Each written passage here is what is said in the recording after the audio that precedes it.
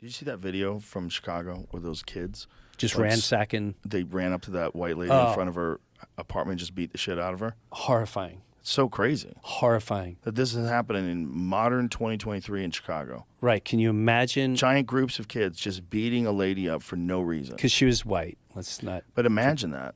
She's a white girl. Yeah. And in the front of look on her house. face, she probably has Sheer never terror. even seen a fight, let Right. alone been in a fight. Sheer complete terror. And they Beyond just beat and the then fuck out of her. There's all hands of all different angles just beating you. And what is it? At the end of the day, what sparked it? What created that madness? What brings you to the state of I just got to beat someone because they look like that's madness? It's also a recognition that law enforcement has lost control.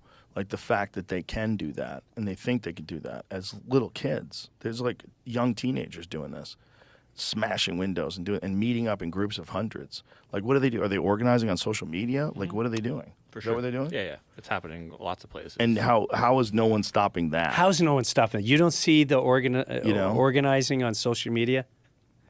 Yeah, it's crazy. With everything that's seen on your phone, they don't see certain things. Yeah, how do you not see that? Come on, man. But I don't think the way the policing is in this country, the way the people have lost respect for law enforcement, it's all that defund the police shit has real consequences, and that's one of them. You're seeing it right there.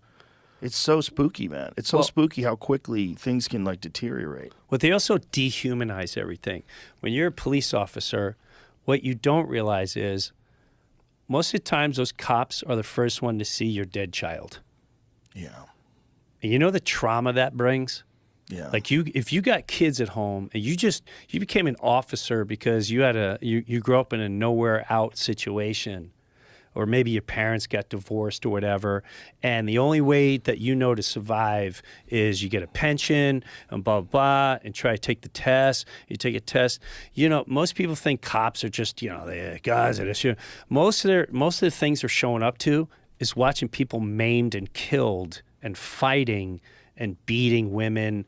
I mean, the most horror for so many people in the fire department, police, you show up, and like, yeah, the kid's dead in the back. You want to call the mom? You know what kind of, like, that's the side that no one will ever talk about. And that's the side, you just show a clip that happened at one particular incident, and then the demons, we call it news media, the monsters, the creators of pure evil and violence and mind control and emotion control, spit out, and then boom, they hit the nerve knowing they can manipulate and control and spread violence. And it's also activists wanted to say that the problem was cops are showing up, law enforcement, for things that should just involve counselors, and that these cops are not qualified to do that, so they're going to defund that aspect of the police. The problem is just that narrative alone devalues the police.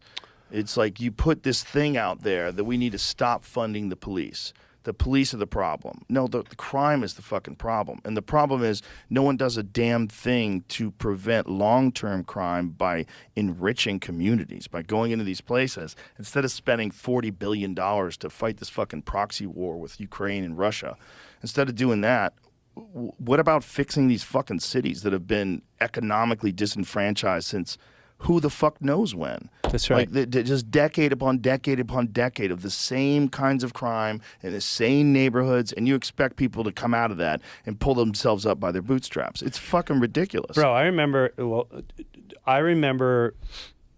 early 90s. I was doing something in Harlem. There was a show in Harlem. It was a comedy club there, the Uptown Comedy Club. I remember that place. Yeah. And I learned so much. I had the most incredible conversation. It was with Tracy Morgan, and we were on the street, and we just got so open and honest, and we just started asking each other questions. And when it came to things like welfare, I realized that is such a purposely driven, in my opinion, government trap. And just the way he was explaining, he's like, if I have a kid, they give me money. And he's like, we don't have options. They keep us here. They put certain foods here. They offer to pay us money. And I'd love to see the statistic of when welfare came out, how communities thrived or plummeted after that because they didn't have a drive for themselves. They're under the illusion that they're going to be taken care of. That is a very dangerous thing for people if you can keep them complacent and like with a certain level of income and just keep that amount of money where they don't have to do anything. And a lot of people get conditioned. But the other thing is like, how do you get people off of that?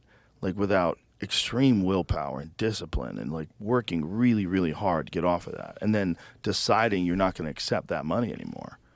Like for some people, it's easier to just stay in that little system. And that goes on in every level. Yeah. That goes on every level. When every finance level you hit, you kind of, I mean, it gets easier at the more finances, but It gets a lot easier. it gets a lot easier. It's a lot So easier. yes, But yes. the thing about it is that it's human nature, but B, there's a lack of hope.